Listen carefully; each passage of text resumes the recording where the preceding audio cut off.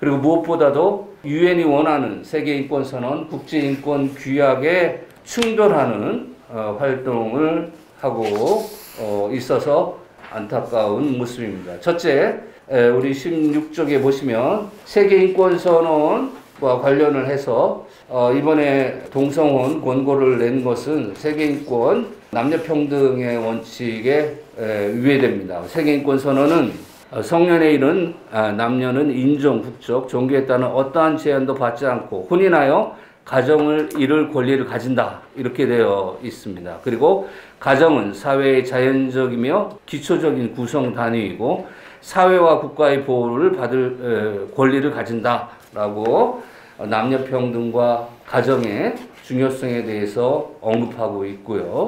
또 아까 한동대 사건과 관련을 해서 세계인권선언은 신앙의 자유에 관해서 분명하게 18조에 언급을 하고 있습니다. 매우 중요한 기본권으로서 사상, 양심, 종교의 자유를 언급하고 있고요. 또 세계인권선언은 무엇보다도 표현의 자유에 대해서 아주 구체적으로 모든 매체를 통하여 국경에 관계없이 정보와 사상을 추구하고 접수하고 전달하는 자유를 포함한다라는 표현의 자유에 대해서 언급을 하고 있습니다.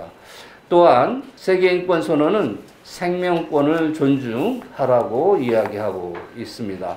13조에 모든 사람은 생명과 신체의 자유와 안전에 대한 권리를 가진다. 자, 이렇게 규정을 하고 있어서 우리 국가인권위원회는 낙태와 관련을 해서 생명권을 경시하고 낙태를 합법화, 비범죄와 처벌조건 삭제를 권고한 바 있습니다. 이러한 국가인권위원회의 권고는 세계인권선언 제3조에 위반되는 것이고 세계인권선언 29조에 규정한 타인의 권리와 자유를 존중하라는 세계인권선언 29조 침해하고 있습니다.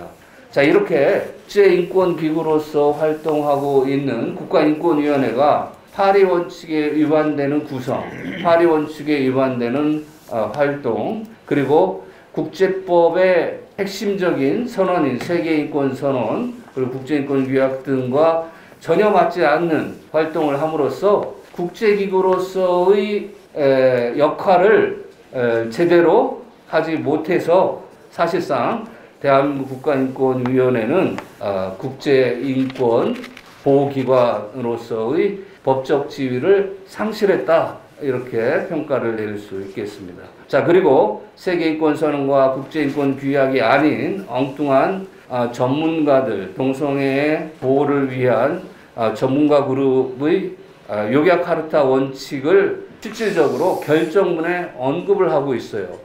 그래서 매우 안타깝습니다. 이 요약카르타 원칙은 세계 협약도 아니고 인권 원칙도 아니고 전문가 그룹이 성적 지향, 오직 성별 정체성 두 가지를 보호하기 위해서 만든 원칙입니다. 이러한 요약카르타 원칙을 우리 국가인권위원회는 결정문에서 인권구제 결정문에서 언급함으로써 세계인권기구가 아닌 동성애, 동성혼 그리고 성별 정체성 보호를 위한 기구로 전락했다. 그러한 문제점을 지적을 하고 싶습니다. 이러한 요약카르타 원칙은 국제적인 인권조약, 국제관습법에 맞지 않아서 불법이고 그리고 국제법적 근거가 없습니다. 이 요약카르타 원칙은 20쪽에 제가 적어 놓았는데요. 핵심적인 사항은 그렇습니다. 성적 지향, 젠더 정체성을 이유로 차별금지 원칙을 헌법이나 법률 등에 명시적으로 포함하거나 그렇지 않을 경우 해석론으로 이를 포함시킬 것을 요구합니다. 그리고 공중질서나 공중도덕, 보건, 안보라는 개념이 성적 지향, 젠더 정체성, 다양성을 지지하는 의견과 표현의 자유를 행사하는 것을 차별적인 방식으로 제한하기 위해서 사용되지 않도록 해야 된다라고 오직 성적 지향과 성별 정체성을 보호하도록 하고 있고요. 자, 그리고 요약카르타 원칙 21에는 국가는 성적 지향, 젠더 정체성을 이유로 법의 평등한 보호를 거부하거나 차별하는 법, 정책 또는 관행을 정당화하는데 이러한 권리를 사용해서는 안 된다. 그래서 오로지 모든 인권, 국가의 안보, 자 이런 것들이 성적 지향성, 젠더 정책성을 침해해서는 안 된다는 이야기를 하고 있고요. 동성애 반대 의사를 표명해서는 안 된다고 이렇게 하고 있습니다. 자, 이러한 야카르타 원칙에 관해서 우리 국가인권위원회가 결정문에서 언급하고 인용하는 것은 그야말로 국가인권위원회의 국제기구로서의 정체성이 어디에 있는가를 여실히 보여줍니다. 국가인권위원회는 세계 보편적인 인권보호기관이 아니라 자, 이러한 성적 지향 그리고 젠더 정체성을 중심으로 하는 전문가 그룹의 편을 드는 편파적 인권기구로 전락했다. 이렇게 이야기할 수밖에 없고요. 또 가장 심각한 것은 21쪽에 있는 오늘 제가 강조하고 싶은 것은 국가인권위원회가 허위보고서도 작성을 하고 있습니다. 자, 이것은 최근에 발견된 것인데요. 2021년 1월 5일 홈페이지에 국가인권위원회는 북한 인권법을 폐지하라고 유엔이 권고했다라고 이야기했습니다. 자, 이것은 우리 신문 보도에 의하면 북한 인권법을 폐지하라고 주장한 것은 유엔에서 딱 한 국가, 북한만 주장했다고 그래요. 북한이 주장한 것을 마치 유엔이 주장하는 것처럼 왜곡해서 홈페이지에 등록을 했습니다. 이것은 그야말로 어처구니 없고요. 개인적으로는 국가보안법 위반이 보이고요. 경찰이 수사해야 될 대상이 아닌가 이렇게 보고 있습니다. 자, 그래서 저는 국가인권위원회 보고서의 신뢰성에 큰 문제점이 있다.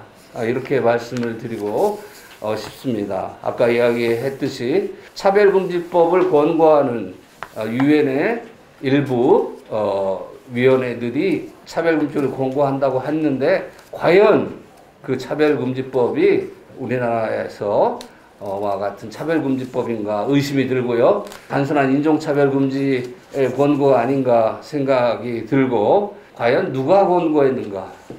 북한만 권고했던 북한인권법 폐지 권고와 거의 유사한 수준의 몇몇 국가만 권고하지 않았는가 이런 생각을 가지고 있습니다. 자, 이렇게 허위 보도, 허위 보고서 작성을 하는 국가인권위는 더 이상 훌륭한 국제인권 보호기구로서 한국에서 활동해서는 안 되겠다. 진정한 큰 개혁이 필요하지 않는가 이렇게 생각이 듭니다. 자, 그리고 국가인권위원회법의 성적 지향에 의한 차별금지 문제, 이것은 많은 헌법적 충돌을 야기하고 있습니다.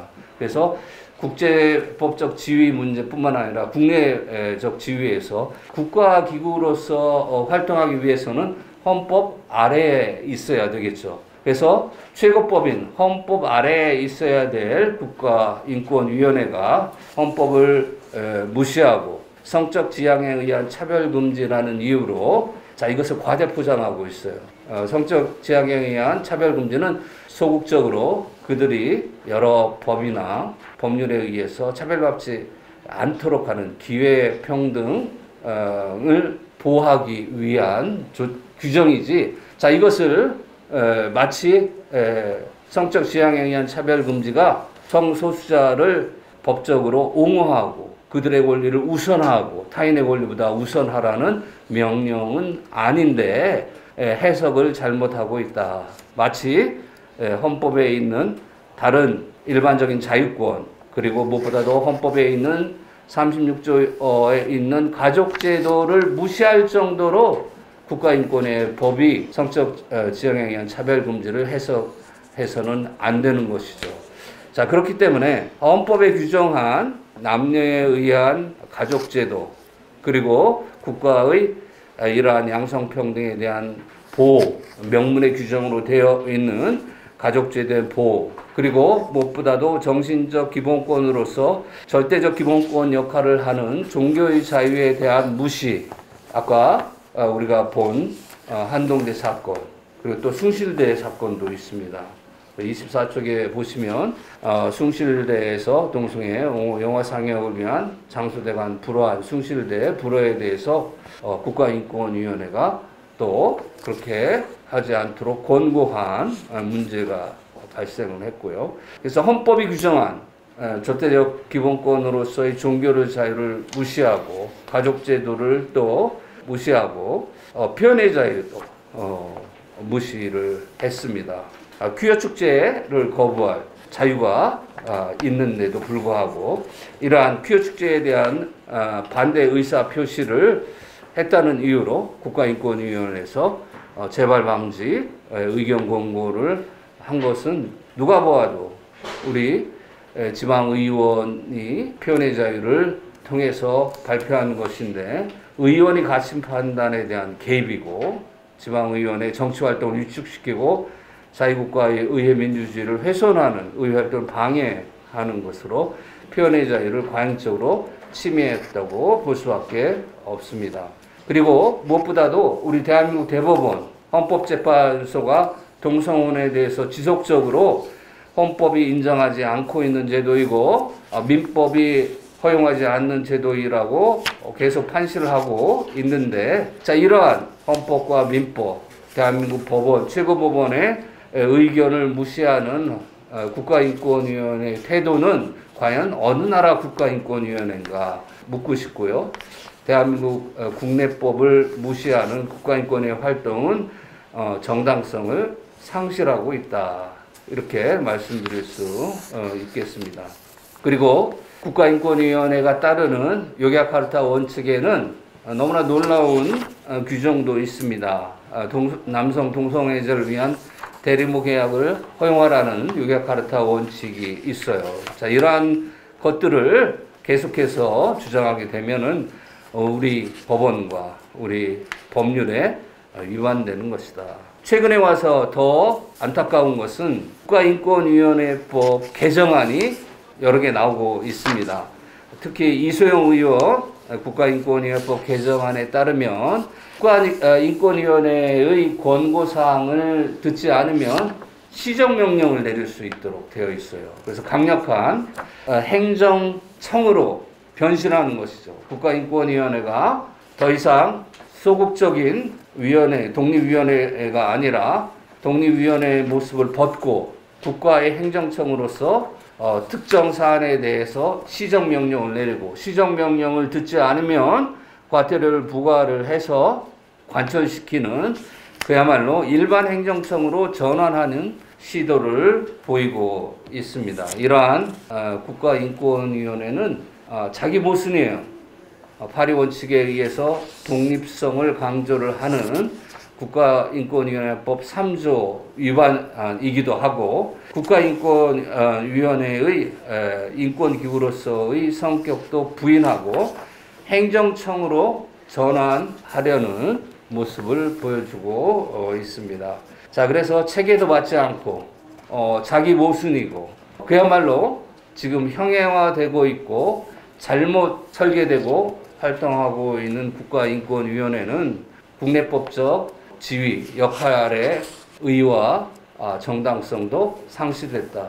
그래서 저는 국제적 지위도 20년 동안 제대로 만들지 못하고 또 헌법과 법률을 위반하고 엉뚱한 권고를 내는 국가인권위원회는 더 이상 국내법적 지위도 정당성도 사라지고 있는 그러한 모습을 보여주고 있습니다. 그래서 정치 편향적인 인권활동만을 하고 있는 국가인권위원회는 특히 북한 인권에도 관심이 없고 그리고 반헌법적 기구로 기능하고 있기 때문에 국내법적 정당성이 무엇보다도 상실되어서 사실상 하나의 시민단체화 되고 있습니다. 이러한 국가인권의 모습은 더 이상 국제적, 국내법적 정당성을 상실했기 때문에 폐지를 하든지 아니면 대폭 정상화 노력을 통해서 개혁을 하든지의 갈림길에 서 있다는 말씀을 드리고 싶습니다. 이상으로 발제를 모두 마치겠습니다. 감사합니다.